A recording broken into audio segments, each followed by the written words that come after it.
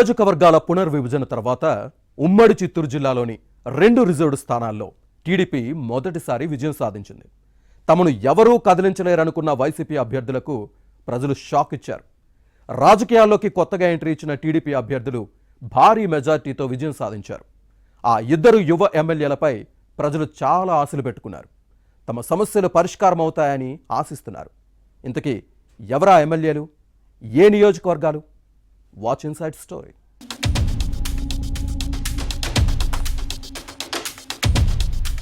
ఉమ్మడి చిత్తూరు జిల్లాలో వైసీపీకి కోలుకోలేని దెబ్బ తగిలింది. సాధారణ ఎన్నికల్లో ప్రజలు దిమ్మ తిరిగే షాక్ ఇవ్వడంతో భవిష్యత్తులో కోలుకోవడం కష్టమనే వాదనలో ఉన్నాయి. ఇకపై జరిగే పంచాయతీరాజ్, మున్సిపల్ ఎన్నికలను ఎదుర్కోవడం కష్టమని ఆ పార్టీ క్యాడర్ భావిస్తోంది.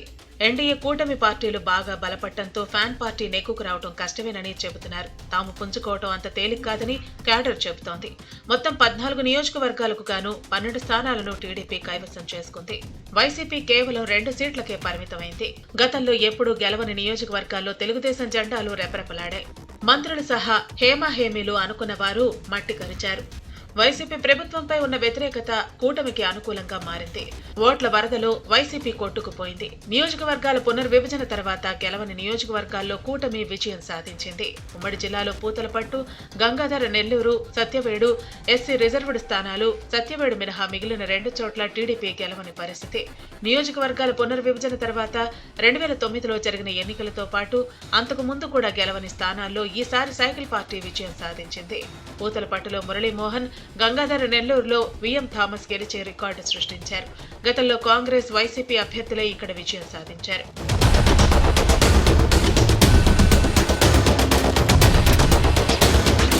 2009లో గంగాధర, నెల్లూరు నియోజకవర్గం ఏర్పడిన తర్వాత 4 సార్లు ఎన్నికలు జరిగితే ఇప్పుడు టీడీపీ జెండా ఎగిరింది.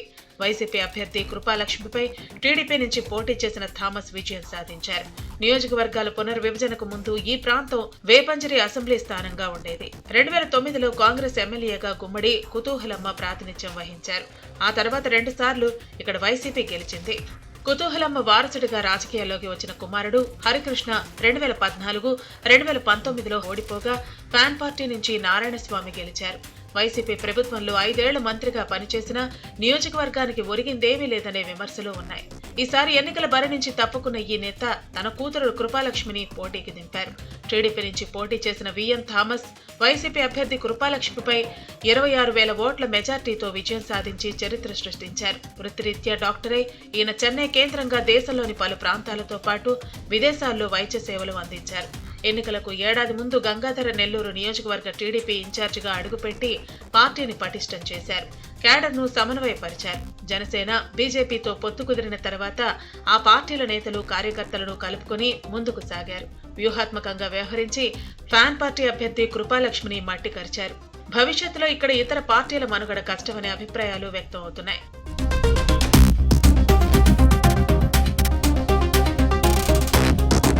మరోవైపు పూతలపట్టు నియోజకవర్గంలో టీడీపీ ఘన విజయం సాధించింది. నియోజకవర్గాల పునర్విభజన తర్వాత 2009లో జరిగిన ఎన్నికల్లో కాంగ్రెస్ ఎమ్మెల్యేగా రవి గెలిచారు. 2014లో వైసీపీ నుంచి సునీల్ కుమార్, 2019లో ఎంఎస్ బాబు విజయం సాధించారు. కానీ ఈసారి ఎన్నికల్లో సైకిల్ పార్టీ అధినేత చంద్రబాబు సరికొత్త ప్రయోగం చేశారు. జర్నలిస్ట్ గా పనిచేసిన మురళీమోహన్ ను బరిలో దింపి గెలిపించుకున్నారు.